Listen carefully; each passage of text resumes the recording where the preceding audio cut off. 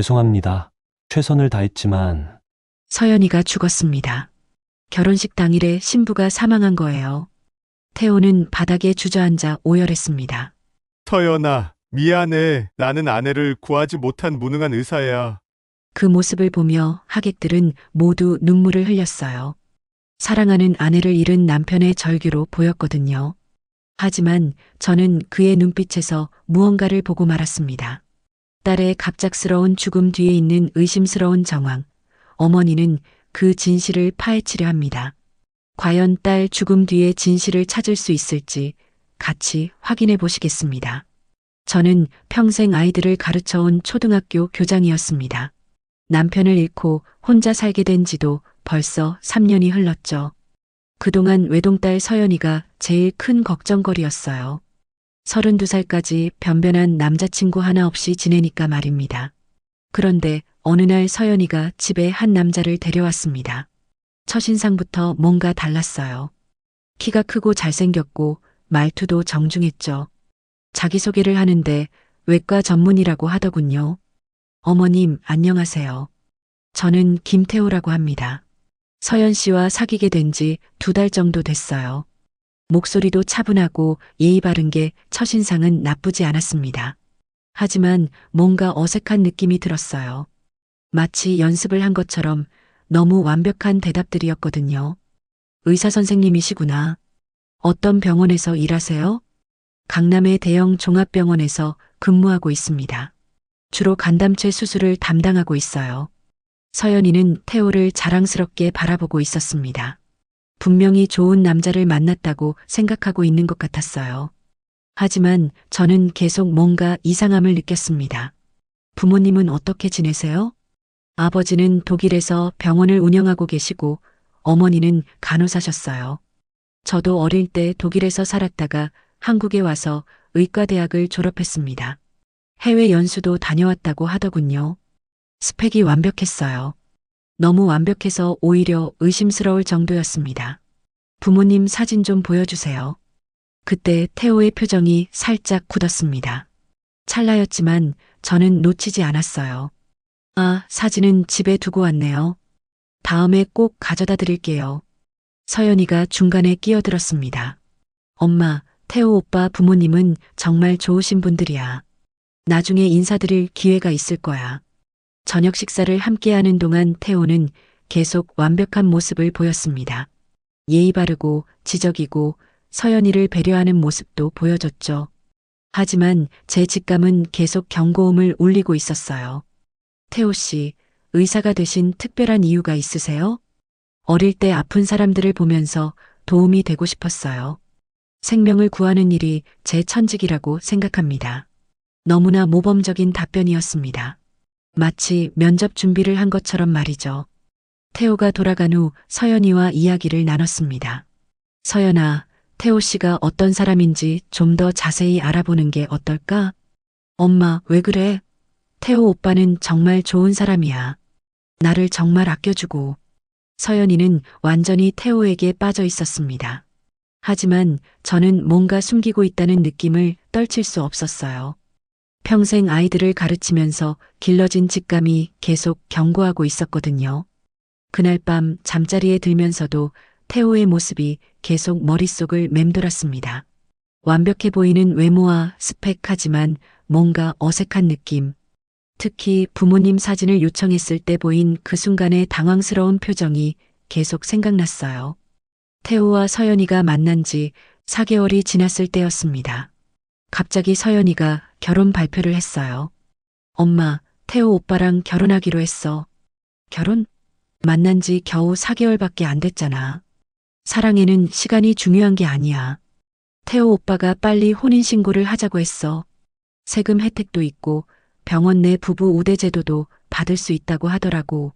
뭔가 이상했습니다.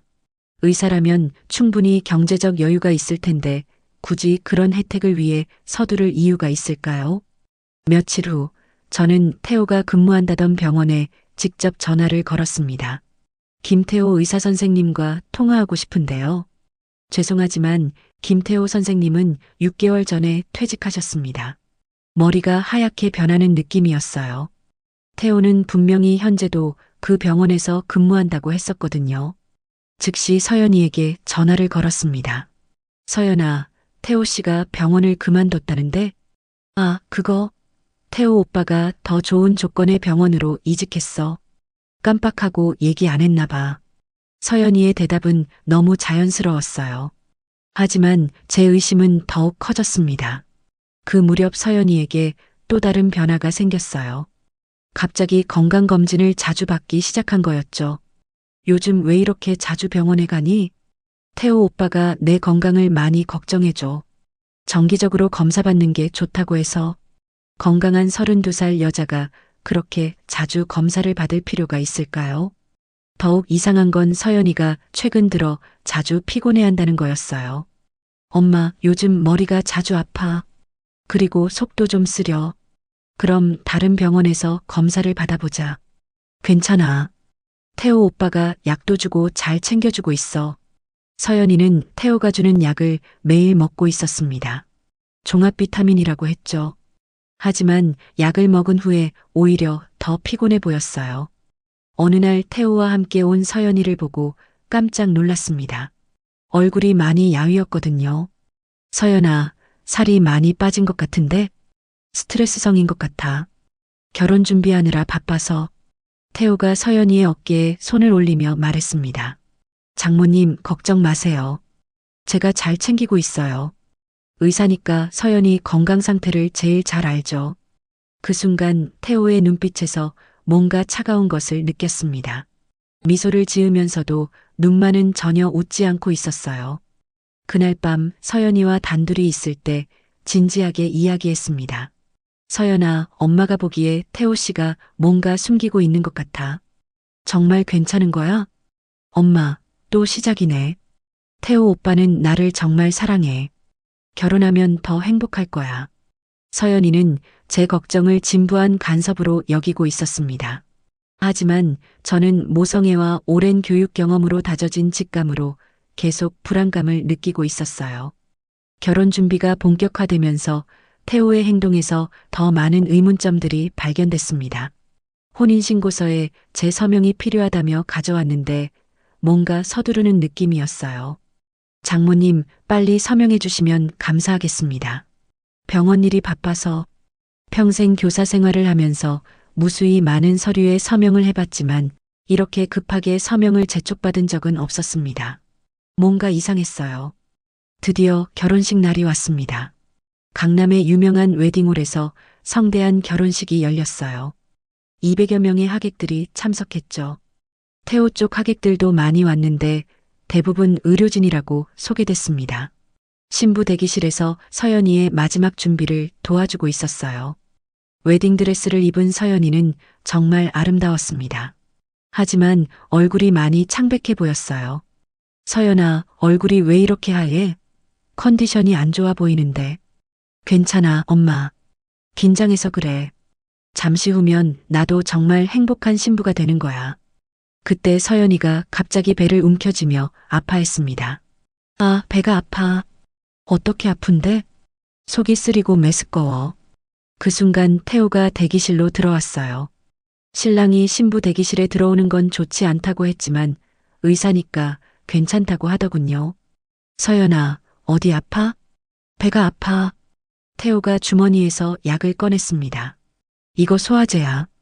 긴장하면 위가 아플 수 있어. 이거 먹으면 괜찮아질 거야. 서연이는 태호가 준 약을 물과 함께 삼켰습니다. 저는 그 순간 뭔가 불안한 예감이 들었어요.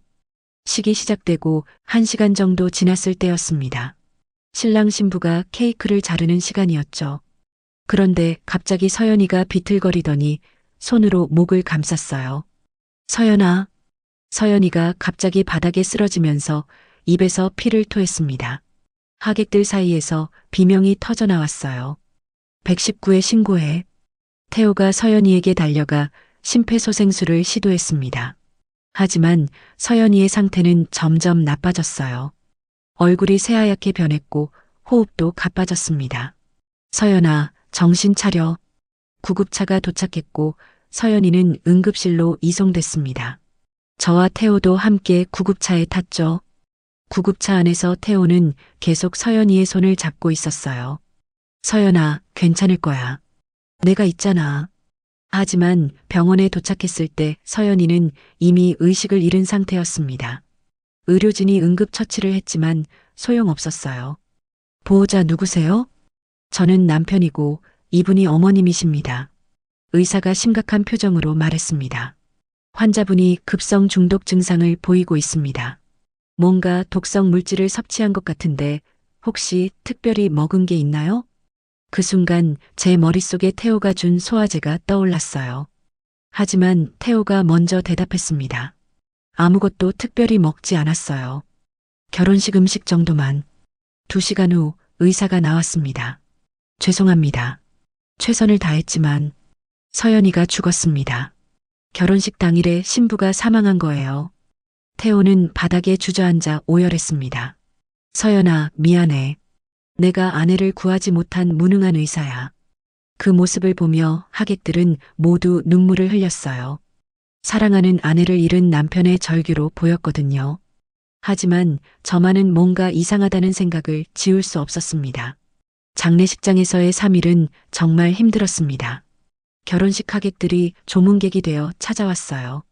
태호는 완벽한 상주 역할을 했습니다.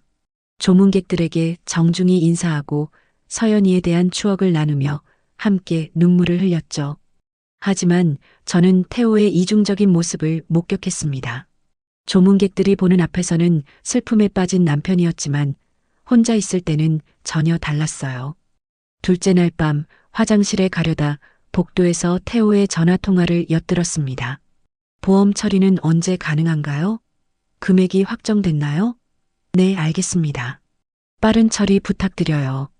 딸이 죽은 지 이틀밖에 안 됐는데 벌써 보험금 얘기를 하고 있었습니다. 등골이 오싹했어요. 더 충격적인 건 태호의 SNS였습니다. 서연이 친구가 보여줬는데 조문 계좌 번호와 함께 이상한 글이 올라와 있었어요. 사랑하는 아내를 잃고 큰 슬픔에 빠져 있습니다. 장례 비용이 많이 들어 경제적으로 어려운 상황입니다. 조문해 주시는 분들의 따뜻한 마음에 감사드립니다. 정상적인 상주라면 이런 글을 올릴까요? 뭔가 조문금을 노리는 것 같아 보였어요. 셋째 날 서연이의 대학 동기인 최유진이 찾아왔습니다. 유진은 울면서 저에게 말했어요. 이모, 언니가 최근에 이상한 말을 했어요. 무슨 말? 태호 오빠가 뭔가 숨기고 있는 것 같다고. 그리고 자꾸 이상한 약을 주면서 건강 챙겨준다고 한다면서 불안해했어요. 유진의 말을 듣고 가슴이 철렁했습니다. 서연이도 뭔가 이상함을 느끼고 있었던 거예요. 그리고 이거 언니가 제게 맡겨둔 거예요. 유진이 작은 봉투를 건네주었습니다. 안에는 서연이의 메모가 들어있었어요. 머리가 계속 아프고 속이 쓰려. 태호가 주는 약을 먹으면 더 심해져. 뭔가 이상해. 손이 떨렸습니다. 서연이가 죽기 전에 이미 이상함을 느끼고 있었던 거였어요. 하지만 너무 늦었습니다. 장례식이 끝나고 태호와 이야기를 나눴어요. 태호 씨, 서연이가 갑자기 죽은 게 너무 이상해요. 부검을 받아보면 어떨까요? 태호의 표정이 순간 굳었습니다. 장모님, 그런 말씀은 서연이를 편히 보내주세요. 부검 같은 건 서연이에게 너무 잔혹하잖아요. 하지만 원인을 알아야. 장모님의 슬픔이 너무 커서 판단력이 흐려지신 것 같아요. 의사인 제가 봐도 서연이는 급성 심장마비로 간 것 같습니다. 태호가 부검을 긋고 말렸어요. 그 모습에서 뭔가 숨기려는 느낌을 받았습니다. 화장 후 유골함을 받을 때 태호가 갑자기 말했습니다. 장모님, 저는 해외로 잠시 나가야 할 것 같아요. 병원에서 연수 기회를 줘서. 언제요? 다음 주 정도예요. 서연이가 죽고 일주일 만에 해외로 떠난다는 게 이상했어요. 보통 상주라면 최소 49제까지는 있어야 하는데 말이죠. 그날 밤 서연이 방을 정리하다가 또 다른 메모를 발견했습니다. 침대 밑 서랍에 숨겨져 있었어요. 엄마 말이 맞았나 봐. 태호가 뭔가 이상해. 약을 먹으면 더 아파. 혹시 모르니 이 메모를 남겨둔다. 서연이도 죽기 직전에 뭔가를 의심하고 있었던 겁니다. 저는 더 이상 참을 수 없었어요. 진실을 밝혀내야겠다고 결심했습니다. 태호가 해외로 떠난 후 저는 본격적으로 조사를 시작했습니다. 먼저 구청에 가서 혼인신고서를 확인해 봤어요. 혹시 뭔가 이상한 부분이 있을까 해서 말이죠. 직원이 서류를 가져왔는데 제 서명 부분을 보고 깜짝 놀랐습니다. 분명히 제가 서명한 건 맞았지만 뭔가 어색했어요. 평소 제 서명과 미묘하게 달랐거든요. 이 서명, 정말 제가 한 건가요? 네, 여기 신부 어머님 서명란에 박정희님이라고 되어 있네요. 자세히 살펴보니 제 서명이 연습한 흔적이 보였습니다. 누군가 제 서명을 따라한 거였어요. 그것도 아주 정교하게. 다음으로 보험회사에 갔습니다. 서연이가 어떤 보험에 가입되어 있는지, 그리고 수익자가 누구인지 확인하려고 했어요. 딸 민서연의 보험 내역을 확인하고 싶습니다. 보험 담당자가 서류를 검토한 후 말했습니다. 3억 원의 종신보험에 가입되어 있고 수익자는 김태호님으로 되어 있네요. 언제 수익자가 변경됐나요? 3개월 전에 변경됐습니다. 원래는 어머님이 수익자셨는데 3개월 전이면 서연이와 태호가 결혼을 결심한 시점이었어요. 그리고 저는 수익자 변경에 대해 아무것도 몰랐습니다. 집으로 돌아와서 유진에게 전화를 걸었습니다. 유진아, 서연이가 마지막에 더 남긴 말은 없었니? 있어요. 언니가 그러더라고요. 태호 오빠의 과거를 조사해보고 싶다고. 과거? 네, 언니가 말하기를 태호 오빠의 말에 일관성이 없다고 했어요. 처음에는 독일에서 살았다고 했는데 나중에는 미국에서 공부했다고 하기도 하고 서연이도 뭔가 이상함을 느끼고 있었던 거였어요. 하지만 확신이 서지 않아서 저에게 직접적으로 말하지 못했던 것 같았습니다. 유진과 통화를 마친 후 서연이 방을 다시 뒤져봤어요. 뭔가 더 단서가 있을지도 모른다는 생각에서였습니다. 서연이 일기장에서 충격적인 내용을 발견했습니다. 태호 오빠가 주는 비타민을 먹기 시작한 후부터 자꾸 아프다. 처음에는 몸이 좋아지는 줄 알았는데 요즘은 더 안 좋은 것 같다. 엄마한테 말해야 할까? 오늘도 머리가 깨질 것 같다. 태호 오빠는 스트레스 때문이라고 하는데 정말 그럴까?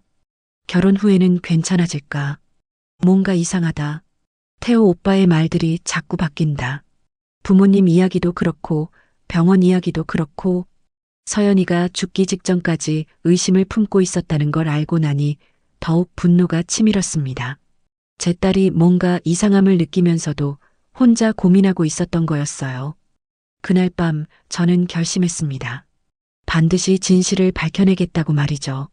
서연이가 정말 태호에게 살해당한 거라면 그놈을 절대 용서하지 않겠다고 먼저 부검을 신청했습니다. 태호가 아무리 반대해도 이건 어머니인 제 권리였어요. 부검 신청서를 작성하면서 손이 떨렸지만 진실을 위해서는 어쩔 수 없었습니다. 다음 날 화장장에서 연락이 왔습니다. 부검을 위해 시신을 다시 수습해야 합니다. 정말 힘든 과정이었어요. 이미 화장된 상태에서 남은 조직으로 검사를 해야 한다는 것이 너무나 참혹했습니다. 하지만 진실을 위해서는 견뎌내야 했어요. 부검 결과가 나오는 데는 2주가 걸린다고 했습니다. 그 2주가 정말 길게 느껴졌어요. 매일 밤 서연이 생각을 하며 잠들지 못했습니다. 2주 후 부검 결과가 나왔습니다. 국립과학수사연구원에서 온 전화를 받는 순간 심장이 멈추는 줄 알았어요. 유족분이십니까? 부검 결과가 나왔습니다. 네, 어떻게 됐나요? 직접 와서 설명 들으시는 게 좋겠습니다. 국과수에 도착해서 담당 의사의 설명을 들었습니다. 고인의 체내에서 비소가 검출됐습니다. 그것도 상당한 양이죠. 비소요? 네, 그리고 이건 단순한 급성 중독이 아닙니다. 머리카락과 손톱을 분석한 결과 2개월에서 3개월간 지속적으로 투여된 흔적이 보입니다. 머리가 하얗게 변하는 느낌이었어요. 서연이가 2, 3개월 전부터 계속 독을 먹어왔다는 얘기였거든요. 그게 바로 태호가 준 비타민이었을 겁니다. 그럼 고의적인 독살이라는 말씀이신가요? 의학적으로는 그렇게 볼 수밖에 없습니다. 이 정도 농도의 비소가 우연히 섭취될 가능성은 거의 없거든요. 즉시 경찰서에 신고했습니다. 하지만 태호는 이미 해외로 도피한 상태였어요. 용의자가 현재 해외에 있다고 하시네요. 출입국 기록을 확인해 보겠습니다. 빨리 잡아주세요. 제 딸을 죽인 놈이에요. 경찰이 수사를 시작했지만 태호의 행적을 찾는 건 쉽지 않았습니다. 가짜 신분증을 사용했을 가능성도 있다고 했어요. 며칠 후 태호가 남긴 편지 한 통이 집으로 배달됐습니다. 해외에서 보낸 것 같았어요. 서연아, 미안하다. 하지만 이게 최선의 선택이었어. 너를 사랑했던 건 진짜야. 편지를 읽고 나서 분노가 치밀었습니다. 사랑한다면서 왜 독을 먹였을까요? 그리고 최선의 선택이라니 도대체 무슨 소리였을까요? 경찰 조사가 본격적으로 시작됐습니다. 태호의 병원 기록을 추적해 보니 충격적인 사실이 드러났어요. 김태호라는 이름 자체가 가짜였습니다. 실제로는 의사 면허도 없었고요. 그럼 정체가 뭡니까? 아직 확실하지 않지만 결혼 사기범일 가능성이 높습니다. 태호가 의사가 아니었다는 것도 충격이었지만 더 큰 충격은 따로 있었어요. 경찰이 태호의 과거를 조사하면서 발견한 사실이었습니다. 이전에도 비슷한 사건이 있었던 것 같습니다. 다른 지역에서 말이죠. 다른 사건이요? 네, 신혼 몇 개월 만에 아내가 의문사한 사건들이 몇 건 있었습니다. 용의자의 신상이 매번 달랐지만 수법이 비슷해요. 태호가 연쇄살인마일 가능성이 제기됐습니다. 서연이만 죽인 게 아니라 다른 여성들도 같은 방법으로 죽였을 수도 있다는 거였어요. 수사 과정에서 태호의 보험금 수령 내역도 확인됐습니다. 서연이 보험금 3억 원을 신청한 상태였는데 다행히 아직 지급되지는 않았어요. 보험 사기와 살인을 동시에 저지른 것으로 보입니다. 경찰의 말을 듣고 나서 정말 분했습니다. 제 딸이 돈 때문에 죽었다는 게 믿어지지 않았어요. 태호의 숙소를 수색한 결과 더 많은 증거가 나왔습니다. 비소 구입 기록과 여러 여성들의 사진, 그리고 결혼 사기에 관한 자료들이 발견된 거예요. 이자는 확실히 전문적인 결혼 사기범입니다. 여러 신분을 바꿔가며 활동해온 것 같아요. 하지만 정작 태호 본인은 찾을 수 없었습니다. 아마 미리 도피 계획을 세워뒀던 것 같았어요. 서연이를 죽이고 보험금을 받은 후 해외로 도망갈 생각이었던 거죠. 경찰은 국제 수배를 넣었지만 쉽게 잡히지 않을 거라고 했습니다. 이미 여러 나라를 거쳐 도망갔을 가능성이 높다는 거였어요. 그날 밤 서연이 영정 앞에서 울면서 말했습니다. 서연아, 엄마가 반드시 원수를 갚아줄게. 그놈이 어디 있든지 찾아내서 벌받게 할게. 부검 결과로 태호의 범행이 확실해졌지만 정작 범인은 잡을 수 없는 상황이었어요. 하지만 저는 포기할 생각이 없었습니다. 반드시 진실을 밝혀내고 태호를 처벌받게 하겠다고 다짐했어요. 경찰 수사만으로는 한계가 있다는 걸 느꼈습니다. 태호를 잡으려면 더 적극적으로 나서야겠다고 생각했어요. 그래서 사설 탐정을 고용하기로 했습니다. 이철수 탐정사무소입니다. 전화로 상담을 받았는데 수사 비용이 만만치 않았어요. 3천만 원 정도 든다고 하더군요. 하지만 서연이를 위해서라면 못할 것도 없었습니다. 이철수 탐정은 20년 경력의 베테랑이었어요. 특히 사기 사건의 전문가라고 했습니다. 부인, 이런 결혼 사기 사건은 보통 단독범이 아닙니다. 조직적으로 움직이는 경우가 많아요. 조직이요? 네, 그리고 한번 성공하면 계속 반복합니다. 김태호, 아니 그의 진짜 이름부터 찾아보겠습니다. 탐정은 전국의 결혼정보회사와 병원 기록을 뒤져가며 태호의 정체를 추적하기 시작했어요. 일주일 후 첫 번째 보고를 받았습니다. 김태호의 진짜 이름은 박민준입니다. 35세, 무직. 박민준이요? 네, 그리고 의사 면허는 당연히 가짜였고요. 더 충격적인 건 이전에도 결혼한 적이 있다는 겁니다. 탐정이 가져온 자료를 보고 경악했습니다. 박민준에게는 이미 2명의 전 부인이 있었던 거예요. 첫 번째 아내는 한미경 씨, 29세였습니다. 2021년에 결혼해서 신혼 3개월 만에 뇌출혈로 사망했어요. 뇌출혈이요? 네, 당시에는 자연사로 처리됐습니다. 보험금 1억 5천만 원을 받았고요. 두 번째 아내는 더 충격적이었어요. 김소혜 씨 33세. 작년에 결혼해서 신혼 4개월 만에 급성 신부전으로 사망했습니다. 보험금은 2억 원. 그럼 서연이가 세 번째 피해자라는 말씀이세요? 그렇습니다. 그리고 보험금 액수도 점점 늘어나고 있어요. 박민준이 연쇄살인마였다는 게 확실해졌습니다. 그는 여성들과 결혼한 후 독을 먹여 죽이고 보험금을 챙기는 방식으로 살아왔던 거예요.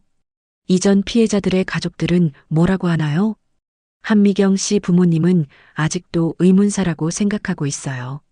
김소혜 씨 가족은 이미 민준을 의심하고 있었지만 증거가 없었대요. 탐정은 계속해서 조사를 진행했습니다. 박민준의 행적을 추적하면서 더 많은 사실들이 드러났어요. 민준이 사용한 신분증만 해도 5개가 넘습니다. 김태호, 이재현, 최민수 등등. 어떻게 그런 게 가능하죠? 조직적으로 움직이고 있는 것 같아요. 누군가 뒤에서 도와주고 있다는 뜻입니다. 며칠 후 탐정으로부터 또 다른 연락이 왔어요. 박민준의 누나를 찾았습니다. 박미영이라는 여자인데 이 사람도 과거가 수상해요. 어떤 면에서요? 5년 전에 남편이 의문사했거든요. 역시 보험금을 받았고 박민준 뒤에는 누나 박미영이 있었던 거였어요. 아마 범행을 계획하고 지시한 것도 박미영일 가능성이 높았습니다. 박미영은 현재 어디 있나요? 서울에 살고 있어요. 카페를 운영하고 있습니다. 탐정과 함께 박미영을 만나러 갔습니다. 카페에서 그녀를 보는 순간 등골이 오싹했어요. 평범해 보이는 외모였지만 눈빛이 차가웠습니다. 박미영 씨죠? 박민준의 누나. 박미영이 놀란 표정을 지었습니다. 민준이를 어떻게 아세요? 제 딸을 죽인 살인마니까요. 그 순간 박미영의 얼굴이 일그러졌어요. 더 이상 숨길 수 없다는 걸 깨달은 것 같았습니다. 저는 아무것도 모릅니다. 하지만 탐정이 증거를 제시하자 결국 인정할 수밖에 없었어요. 민준이가 그렇게 될 줄은 몰랐어요. 박미영의 고백을 통해 충격적인 진실이 드러났습니다. 모든 게 복수에서 시작됐다는 거였어요. 박미영이 자수한다고 했을 때 저는 믿을 수 없었습니다. 하지만 그녀의 고백을 듣고 나서 모든 퍼즐이 맞춰지기 시작했어요. 경찰서 조사실에서 박미영의 진술을 들었습니다. 10년 전 제 딸이 의료사고로 죽었어요. 의료사고요? 네, 당시 담당 의사가 민병철이었습니다. 민병철은 서연이 아버지, 즉 제 남편이었어요. 그가 5년 전에 암으로 세상을 떠났지만 생전에 의료사고에 대한 얘기는 한 번도 들어본 적이 없었습니다. 그래서 복수를 계획했다는 말씀인가요? 처음에는 민병철에게 직접 복수하려고 했어요. 하지만 그이가 먼저 죽어버렸죠. 그래서 그의 가족을 노린 겁니다. 박미영의 말에 따르면 동생 민준을 이용해서 서연이에게 접근했다는 거였어요. 하지만 민준은 점차 돈의 맛을 알게 되면서 독자적으로 범행을 저지르기 시작했다고 했습니다. 민준이가 처음에는 제 말을 잘 들었어요. 하지만 한미경을 죽이고 보험금을 받은 후부터 달라졌어요. 어떻게 달라졌나요? 자기 마음대로 하기 시작했어요. 김소희도 제가 시킨 게 아니에요. 민준이가 혼자 저지른 일이죠. 박미영은 자신은 단지 서연이만 죽이려고 했을 뿐이라고 주장했어요. 하지만 탐정의 조사 결과 그녀도 과거에 남편을 죽인 전과가 있었습니다. 박미영 씨도 5년 전 남편을 죽였죠? 그건 우연이었어요. 정말 우연히. 하지만 경찰 조사 결과 박미영 남편의 죽음도 의심스러운 부분이 많았어요. 역시 독살로 추정됐고 보험금도 받았습니다. 결국 남매가 함께 연쇄살인을 저지른 거네요. 박미영이 처음에는 복수 목적이었을지 모르지만 결국은 돈에 눈이 멀어 범행을 계속한 거였어요. 그리고 동생 민준도 마찬가지였습니다. 조사 과정에서 박미영이 민준에게 가짜 신분증을 만들어줬다는 것도 밝혀졌어요. 그녀가 지하 조직과 연결되어 있었던 거였습니다. 어떻게 그런 조직을 알게 됐나요? 남편을 죽인 후 도망다니면서 알게 됐어요. 박미영은 이미 5년 전부터 범죄 조직과 연결되어 있었던 거였어요. 그리고 그 네트워크를 이용해서 동생의 범행을 도왔던 겁니다. 더 충격적인 건 박미영의 딸 이야기였습니다. 정말로 의료사고로 죽었는지 의문이 들었어요. 당시 의료진의 잘못이 있었던 건가요? 의료진 기록을 확인해 본 결과 제 남편 민병철에게는 아무런 과실이 없었다는 게 밝혀졌습니다.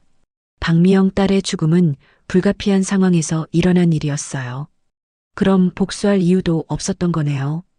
박미영이 의료진을 원망하고 싶었던 것 같습니다.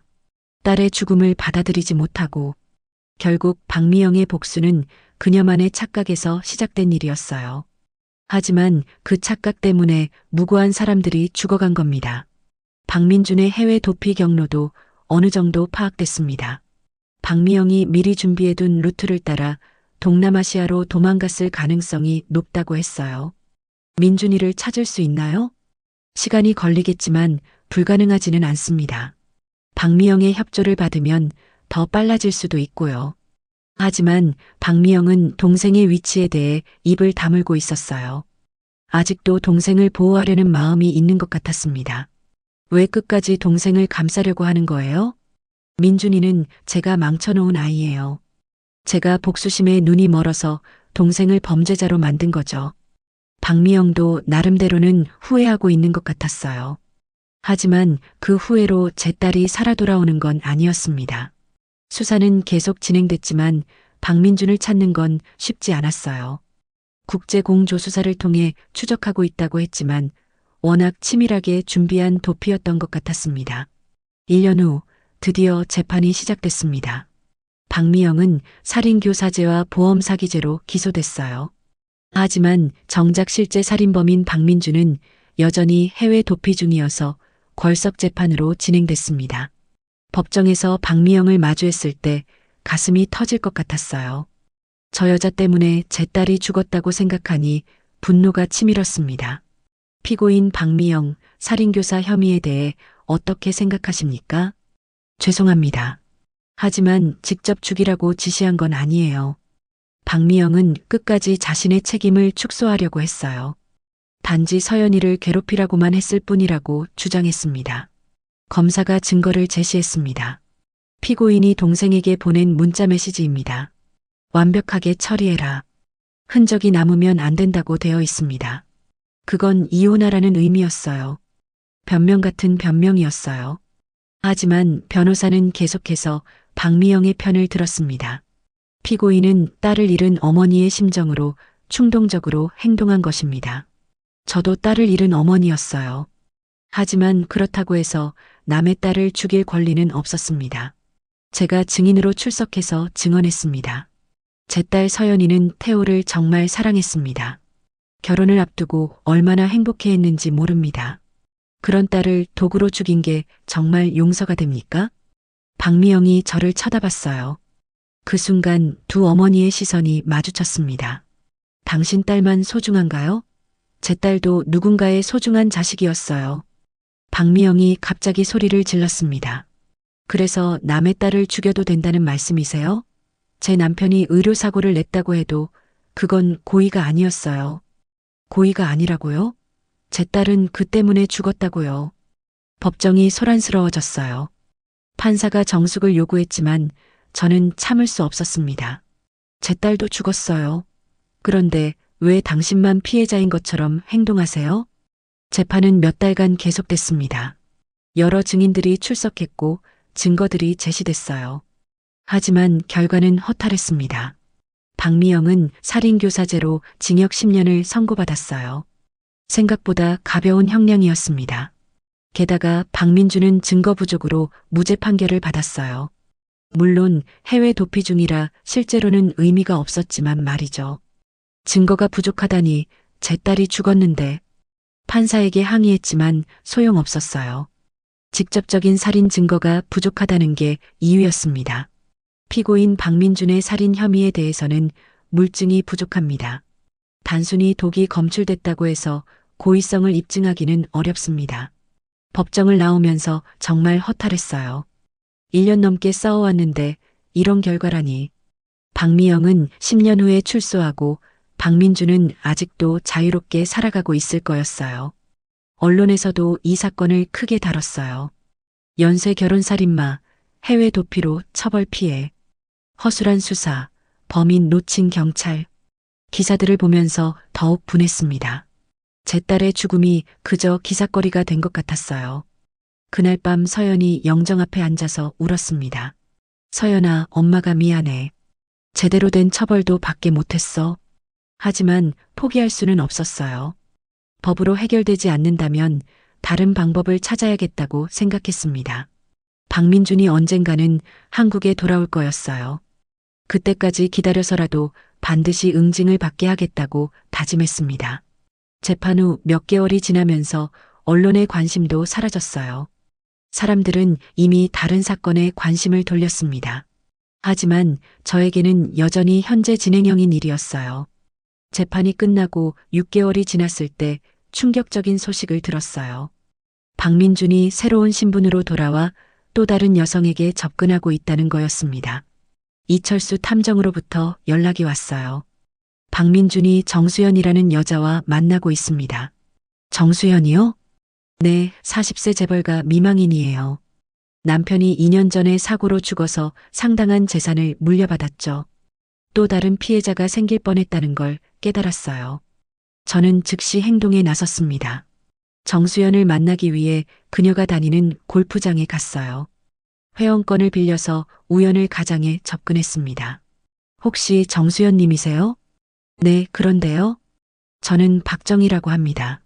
급한 얘기가 있어서요. 정수연과 카페에서 만났어요. 박민준의 정체에 대해 모든 걸 털어놨습니다. 지금 만나고 계신 분이 연쇄살인마예요. 말도 안 돼요. 김영수 씨는 정말 좋은 분이에요.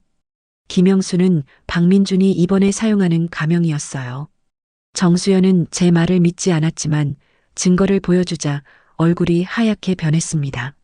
이 사진들이 뭐예요? 박민준의 이전 피해자들이에요. 모두 결혼 후 몇 개월 만에 죽었죠. 정수연이 떨리는 목소리로 말했습니다. 영수 씨가 최근에 건강검진을 받아보자고 했어요. 그리고 비타민도 챙겨주고 서연이와 똑같은 패턴이었어요. 박민주는 벌써 새로운 범행을 준비하고 있었던 겁니다. 당장 그 비타민 복용을 중단하세요. 그리고 영수 씨와의 만남도 끊으세요. 정수연은 충격에 빠져 있었어요. 하지만 다행히 제 말을 믿고 즉시 박민준과의 연락을 차단했습니다. 이번에는 제가 먼저 공격에 나섰어요. 박민준을 잡기 위해 언론을 이용하기로 했습니다. MBC 그것이 알고 싶다 제작진에 연락했어요. 연쇄 결혼 살인마에 대한 제보가 있어서 전화드렸습니다. 어떤 내용인가요? 제가 겪은 모든 일을 자세히 설명했습니다. 제작진은 큰 관심을 보였고 곧바로 취재에 들어갔어요. 방송이 나가기 전에 인터넷 커뮤니티에도 박민준의 정체를 폭로했습니다. 사진과 함께 그의 범행 수법을 상세히 올렸어요. 박민준 일명 김태호, 김영수, 연쇄 결혼 살인마를 찾습니다. 글이 순식간에 퍼져나갔어요. 댓글도 수백 개가 달렸습니다. 이런 놈이 있다니 너무 무서워요. 우리도 조심해야겠네요. 경찰은 뭐 하고 있는 거예요? 시민들의 관심이 높아지면서 박민준에 대한 제보도 들어오기 시작했어요.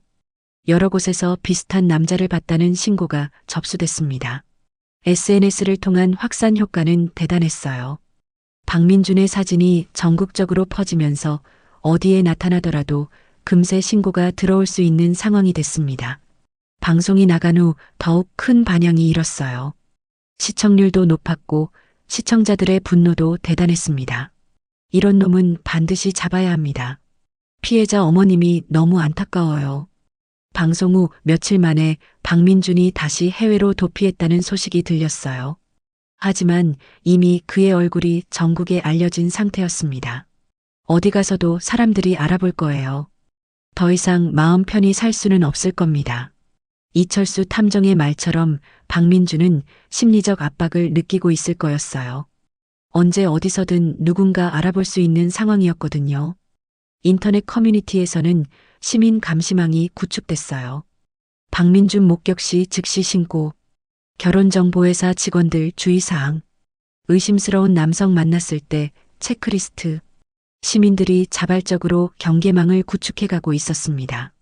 박민준 같은 범죄자들이 더 이상 활동하기 어려운 환경이 만들어지고 있었어요. 몇 개월 후 박민준이 베트남에서 체포됐다는 소식이 들렸습니다. 한국 관광객이 그를 알아보고 신고한 거였어요. 정말 잡혔나요? 네, 현재 송환 절차를 진행하고 있습니다. 드디어 박민준을 잡았다는 소식에 가슴이 뛰었어요. 2년 넘게 기다린 순간이었습니다. 하지만 송환 과정에서 또 다른 문제가 생겼어요. 베트남 법원에서 송환을 거부한 거였어요. 현지에서 다른 범죄를 저질렀다는 의혹 때문이었습니다. 베트남에서도 사기 행각을 벌였나 봅니다. 결국 베트남에서 먼저 재판을 받게 됐어요. 하지만 그곳에서도 제대로 된 처벌을 받을 수 있을지 의문이었습니다. 1년 후 박민준이 드디어 한국으로 송환됐습니다. 베트남에서 사기죄로 1년형을 살고 온 거였어요. 하지만 이제 한국에서 살인죄로 재판을 받게 됐습니다. 인천공항에서 박민준이 송환되는 모습을 직접 봤어요. 수갑을 찬 채 고개를 숙이고 있는 그의 모습을 보니 복잡한 감정이 들었습니다. 드디어 잡았구나. 2년 만에 다시 마주한 딸의 원수였어요. 예전에 잘생기고 자신만만한 모습은 온데간데 없었습니다. 초췌하고 늙어 보였어요. 재판이 시작됐습니다. 이번에는 확실한 증거들이 많았어요. 베트남에서의 범행 기록, 그리고 추가로 발견된 독구임 내역들까지.